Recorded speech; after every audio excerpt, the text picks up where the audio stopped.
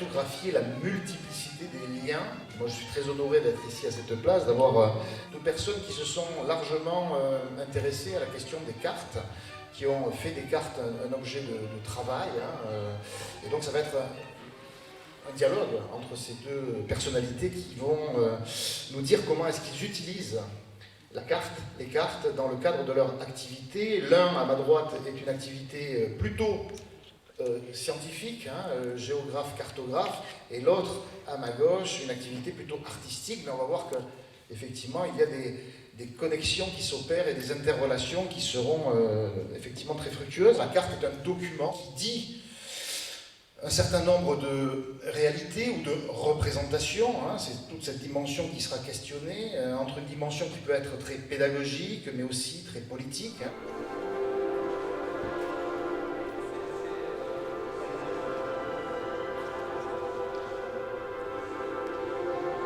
Alors, cette pièce s'appelle Carte du monde décousue, c'est une pièce de 2017 et j'ai découpé sur un morceau de feutre toutes les frontières du monde en laissant que des points de liaison pour pas que ça s'écroule.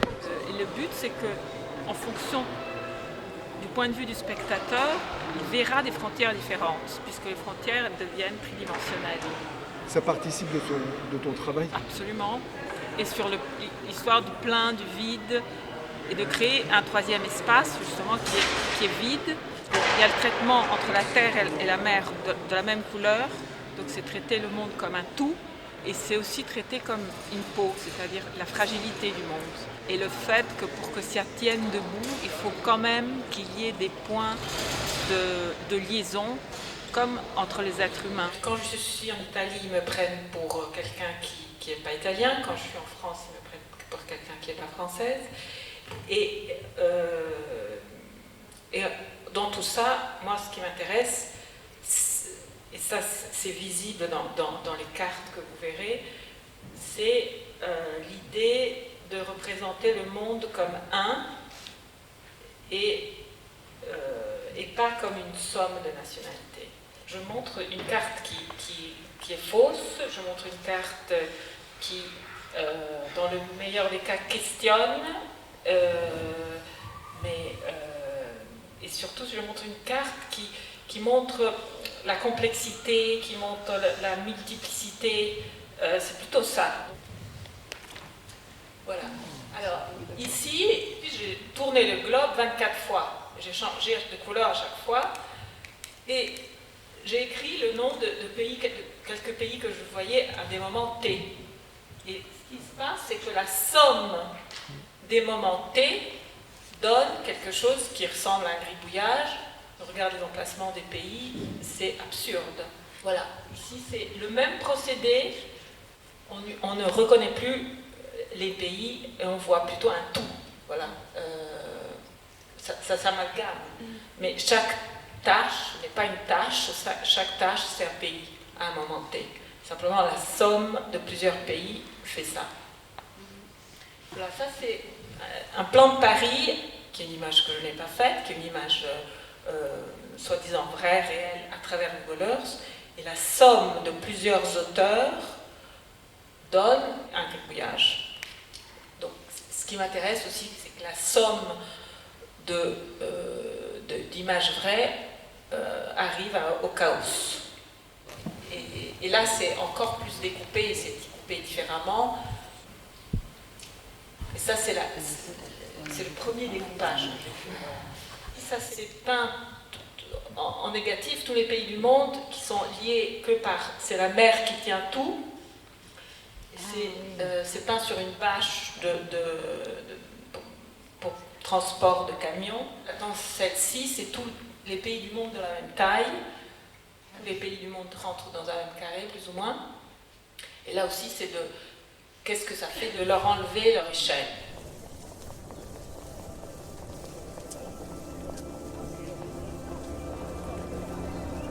Le problème aujourd'hui, c'est que les gens continuent à penser leur petit territoire, voilà. Et non seulement pour une raison donc de sens, mais aussi parce que les cartes, c'est sous-entendu des choses qu'on a toujours vues Et ce qui m'intéresse, c'est de les voir autrement. C'est pour ça que le pliage m'intéresse, parce que quand on plie quelque chose, on change le sens de la chose.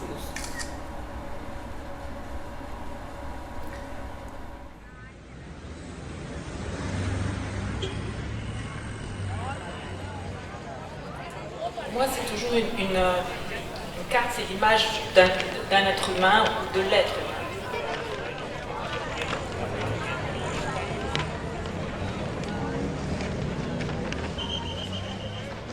Le fait qu'aujourd'hui, la première chose qu'on demande à quelqu'un, c'est s'il a une adresse, s'il a une nationalité, c'est quelque chose de très violent. Et pour exister, il faut être mis dans un tiroir. Dans une case. Voilà, dans une case. Et voilà, ça c'est toujours ces mêmes pays, plus ou moins de la même taille, c'est-à-dire qu'ils entrent tous dans un même périmètre. Je les ai superposés. Et là, de nouveau, ce qui m'intéresse, c'est qu'on ne puisse plus reconnaître le pays seul. L'idée que dans chaque pays, il y a d'autres pays. Voilà. Allora, questo è un lavoro che mostrerò a Santiago, questa galleria enorme che è grande 500 metri quadrati.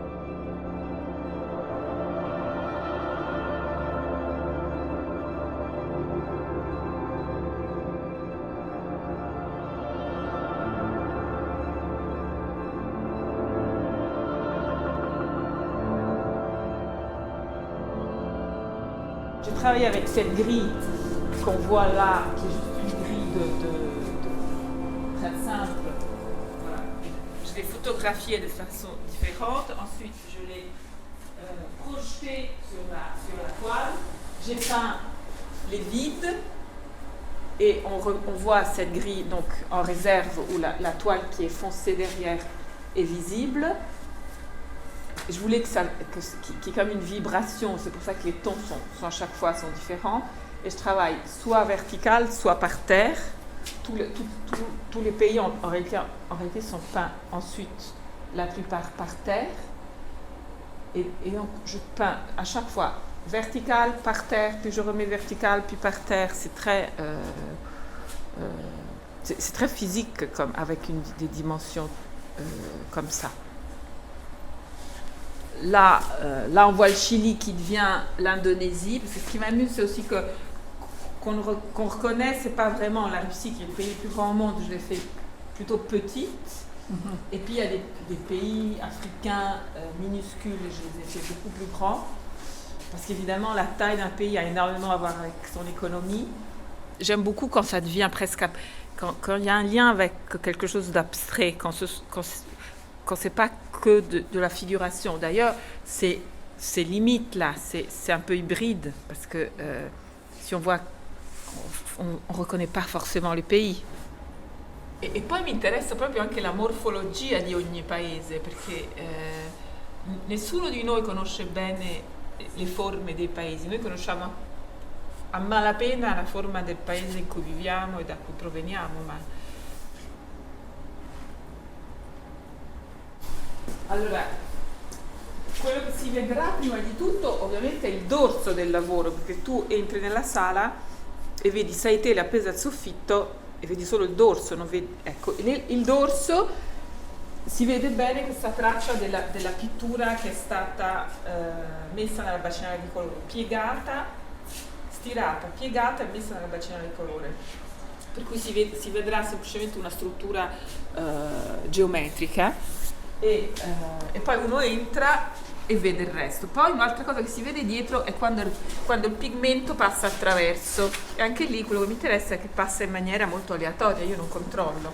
E sempre nel mio lavoro mi interessa che ci sia una parte decisa da me e una parte non decisa da me, come per esempio il fatto che la piega della tela fa sì che qui c'è un movimento della tela che la pittura quando cade si ferma e crea questa cosa qua. E questo è dovuto dalla piega, non è dovuto da nient'altro che dalla piega. Per cui quello che mi interessa è sempre che c'è una gestualità, che poi la pittura avvenga in un modo non solo attraverso il pennello. Ça c'est pas peint, ça c'est la couleur imbibée dans la couleur qui en fonction de comment elle est imbibée, fait cette forme-là.